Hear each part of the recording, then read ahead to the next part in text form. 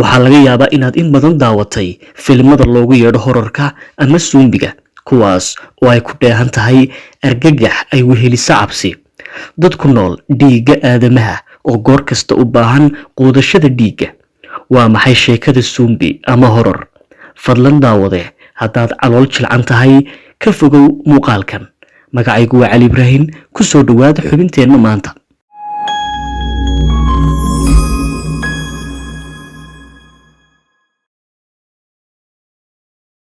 markii ugu horeysay ee caalamka loo soo bandhigo qiso horor ah waxay ahayd 1819 xilligaas oo filim sameeyihii reer Brazil Robert Sauti uu alifay filim uu ugu magac daray Zumbi, kaas oo ahaa filimkii ugu horeeyay ee ay cabsi ku dheehan tahay.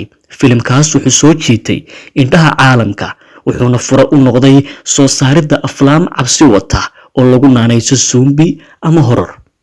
dadka loogu yeedho suumbigu ma aha xaqiiq jirta ama taariikh hore oo dhacday, balse waa madadaalo ay hindisaan qoraayada filimadu si ay xiiso ugu yeelaan aflaamtooda. marka aad maqasho Zumbis, waa kelmad Greek ah taas oo macnaheedu yahay soo noolaynta jirka dhintay. waa arrin dib ugu noqonaysa diimihii hore ee ay Greegu aaminsanaayeen.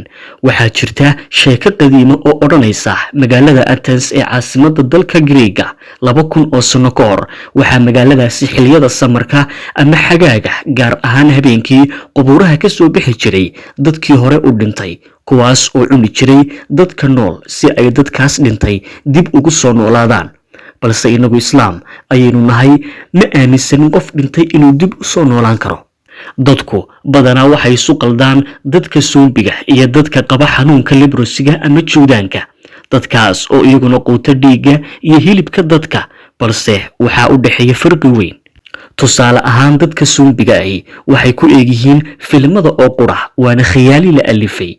laakiin dadka qaba xanuunka leprosiga ama juudaanku waa dad jira oo inala nool oo jooga meel kasta oo dunida ka mid ah. inkastoo xanuunka juudaanku yahay xanuun la daaweyn karo, haddana dadka xanuunkaasi la nooli waxay aaminsan yihiin inay ku bogsan karaan oo qura hilibka iyo dhiigga dadka. balse suumbiga waxaa matala ama jila dad caadi ah, waana sheeko aan ku dhisnayn falsafad xaqiiqa.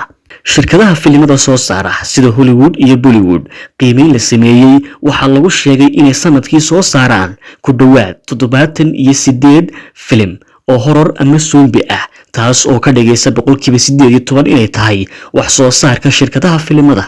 filimaantaas ay cabsidu ku dheehan tahay waxaa jira dad ku raaxaysta oo had iyo jeer badsada daawashadooda. sidoo kale waxaa lagu ogaaday qiimeyn ay shirkadda Hollywood soo saartay in ay 60% ka mid ah dadka dunida ku nool ay fiirsadaan oo ay xiiseeyaan aflaamta hororka ama suumbiga ah.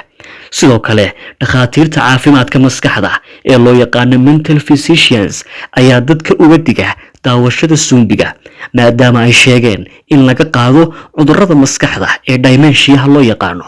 sanadkii 2010 magaalada Geneva waxaa ka dhacay shir looga hadlayay su'aasha ah ma laga yaabaa suumbigu inuu noqdo wax jira mustaqbalka soo socda. su'aashaas in laga shiro waxaa keenay ayaa ahaa qoraagii Robert Sauti ayaa la dhintay hal xidhaalihii ahaa suumbigu wax jira ma noqon doonaa. shirkaas waxaa ka soo baxay suumbiga inaan la caddayn karin inuu noqon doono wax soo ifbaxa, balse cabsi weyn laga qabo khubarada sayniska, maadaama ay fududahay in virus la abuuro, iyadoo xiliyadan dambe si isdaba jooga loo abuurayo fayrasyo kala duwan kuwaas oo loogu talagalay tijaabo ahaan. gabagabadii daawade, filimada hororka ama suumbigu waa iska filin oo qura, kuwaas oo la mid ah sheekooyinka caadiga ah ee aynu maqalno ama aynu akhrisanno. intaas ayaan ku hakinaynaa xubinteenni maanta. intaynu mar kale kulmi doono, isma dhaafno.